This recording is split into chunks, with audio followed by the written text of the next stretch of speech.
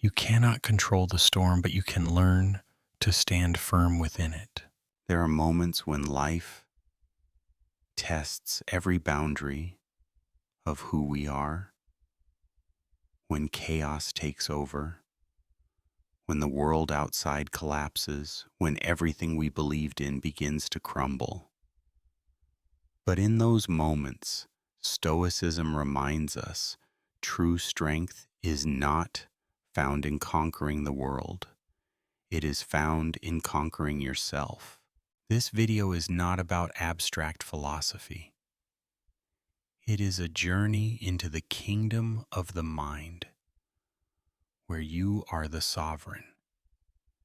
Here you will learn to distinguish what is within your control and what is not.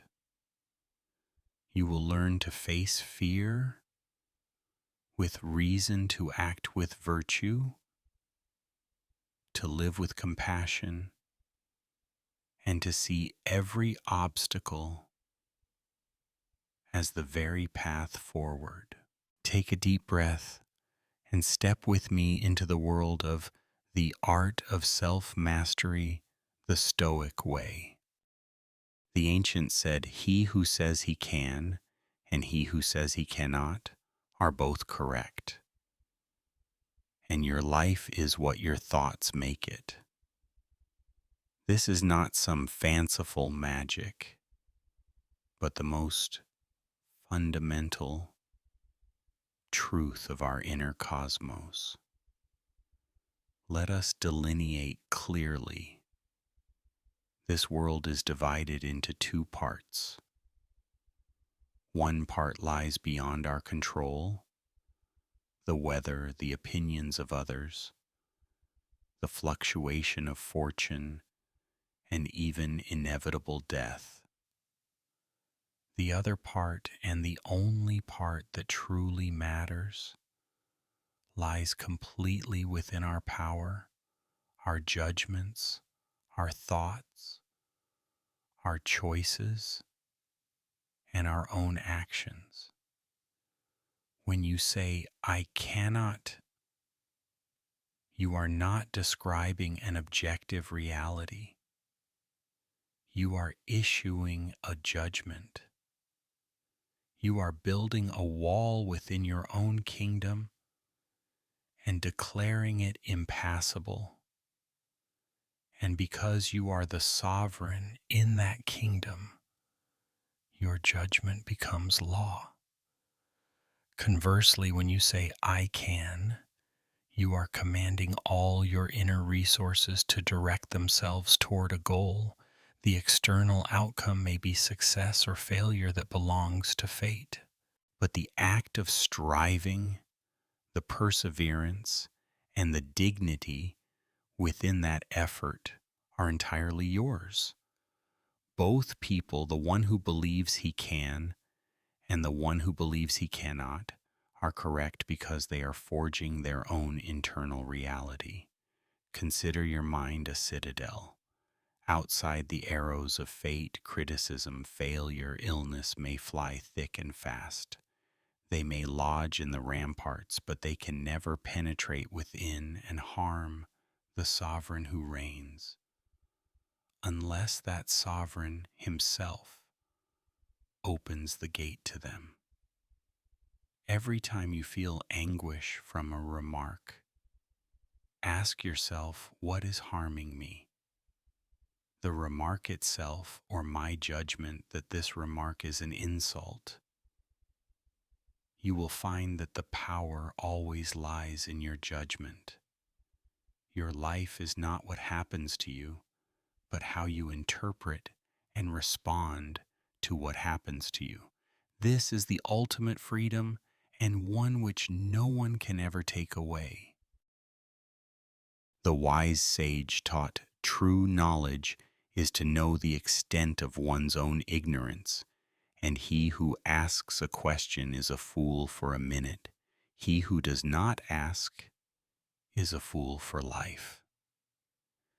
In Stoic philosophy, the highest aim of knowledge is not to accumulate facts or to appear erudite in debates. The aim of knowledge is to live a better life.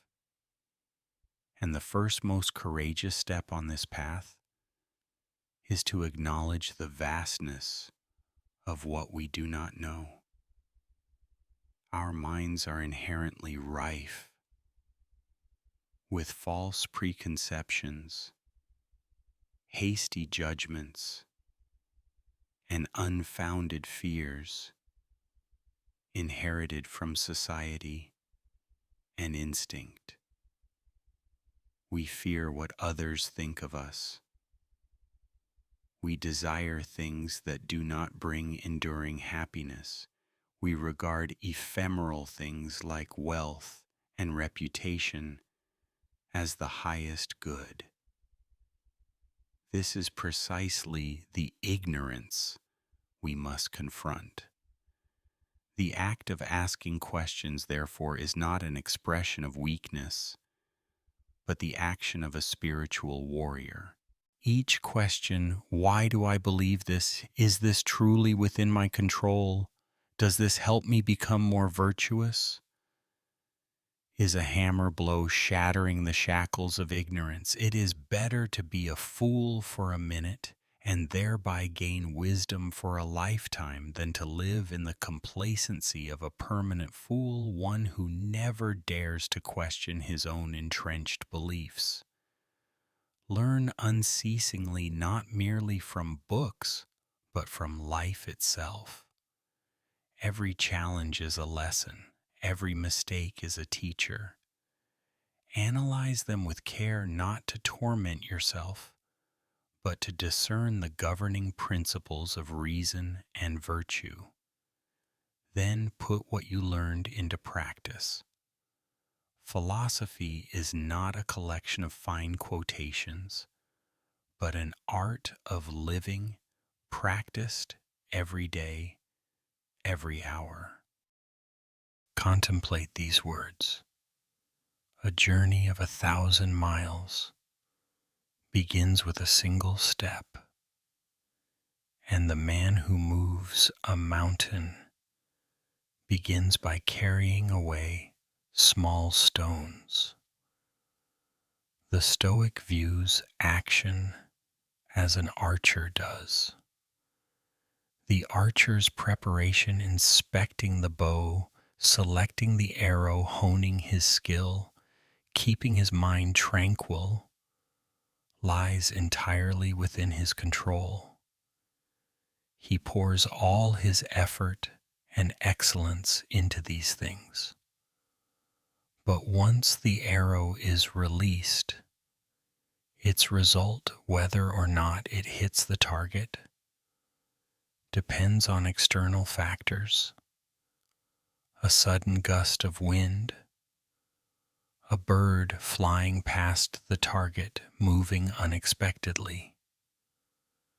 The wise archer does not attach his happiness to whether the arrow strikes the mark.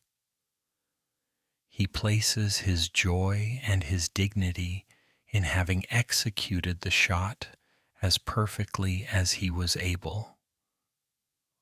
Our life is the same. The journey of 1,000 miles or the moving of a mountain are external goals. They may or may not be achieved. Our task is to focus on the single step, on the carrying away of small stones, the specific actions in the present moment. Let us perform them with all our attention, reason, and virtue.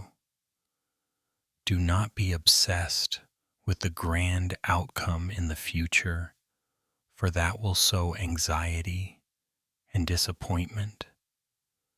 Find the greatness in the small actions themselves, performed rightly.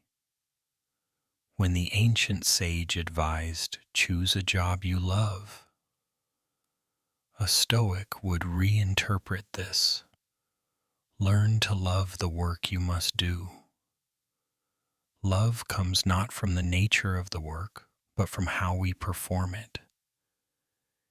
A task, whether ruling an empire or sweeping a street, can become an arena for the practice of virtue, justice, diligence, kindness, patience. When you work with the sole intention of expressing the best version of yourself, you will never feel that you are working a single day in your life. You are living philosophy. You are practicing the art of living. The universe logos has created man as a social creature, like bees in a hive or stars in a galaxy. Our happiness and flourishing are bound to the community. Therefore, teachings such as act with kindness, but do not expect gratitude, and do not impose on others what you yourself do not desire, are the guiding principles for our social duty. Stoic kindness is not a transaction.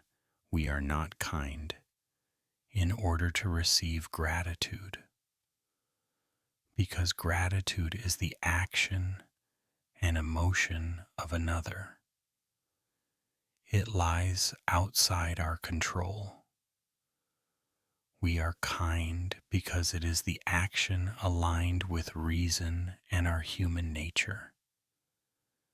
The act of kindness is itself its own reward. To expect recompense is to sow the seeds of disappointment. When you see a good person, regard them as a mirror reflecting the virtues you can cultivate. When you see a person behaving wrongly, do not judge or scorn. Instead, turn inward and ask yourself, what seeds of this weakness do I possess within myself? Remember, the wrongful actions of others stem from their ignorance of what is good and what is bad. Instead of anger, feel compassion. And remember the admonition, respect yourself and others will respect you. This respect does not come from seeking validation from the outside.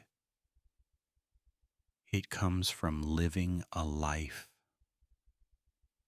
consistent with your noblest values. When you act with dignity, integrity, and courage, you are building an inner respect that no praise or censure from the world can shake.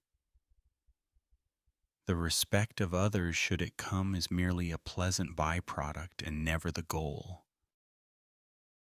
One of the most profound truths ever uttered is, we have two lives, and the second begins when we realize we only have one.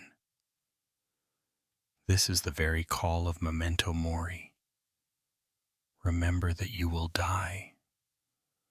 To contemplate life's finitude is not to become pessimistic, but to live with urgency and purpose.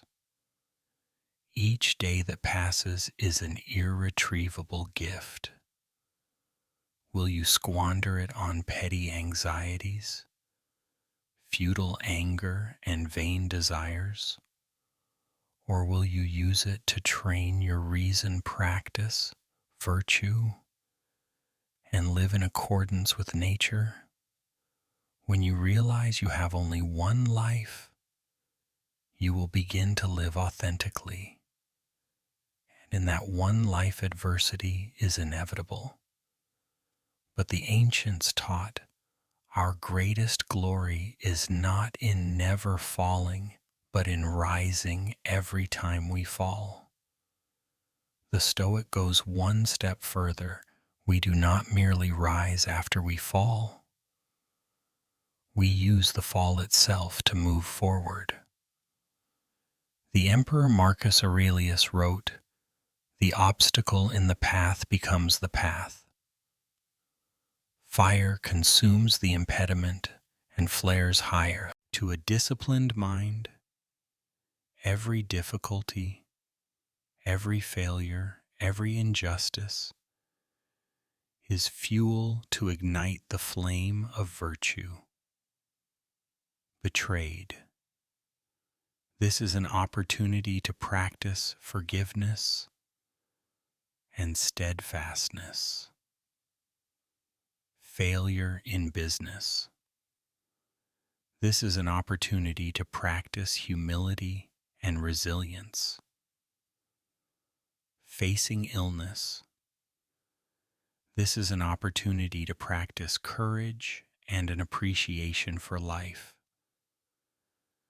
The story of the man chased up a tree by a lion who then enjoys the view is a perfect illustration.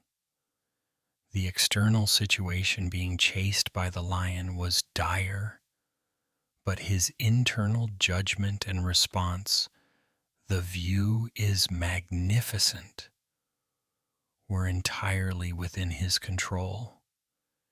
He transformed a threat into an opportunity to experience beauty. This is the art of Amor Fati, to love one's fate. Do not merely endure what happens, but welcome it, embrace it as a necessary part of the grand panorama.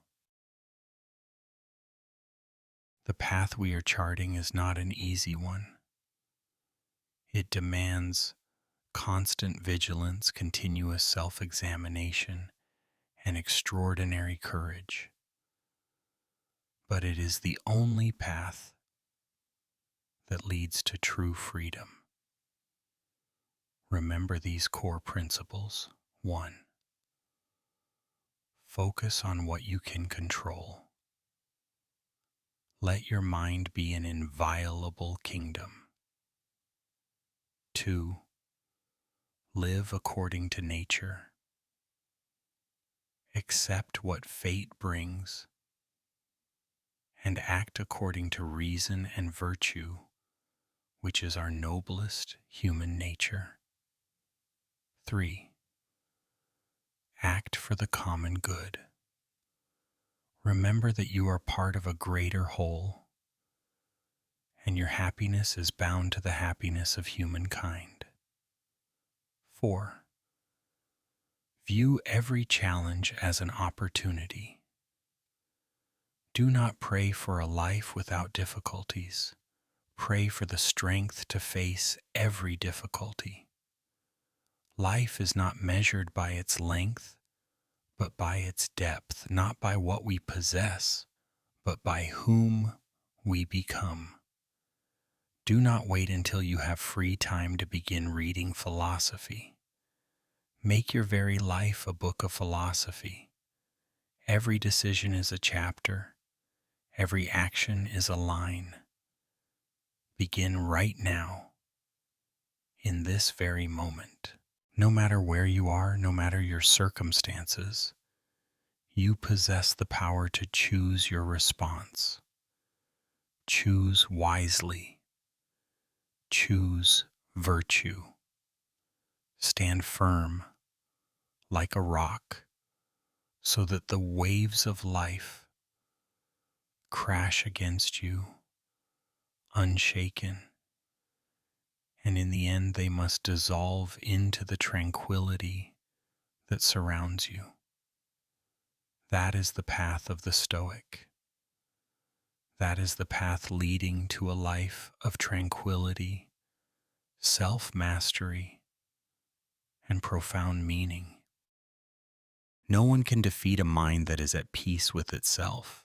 If there is one lesson Stoicism asks us to remember, it is this: we cannot choose what happens to us, but we can always choose how we respond. Every failure, every wound, every hardship is not an enemy, but a teacher. They come to forge us, to teach us how to stand firm, how to live with reason, with virtue, and with the best within us. When you can look at adversity and say, "Thank you, because of you, I've become stronger," that is when you walk the path of the philosopher. Do not wait for life to become easier. Instead, become stronger. Thank you for watching. And remember, in this very moment, you already hold the power to master yourself.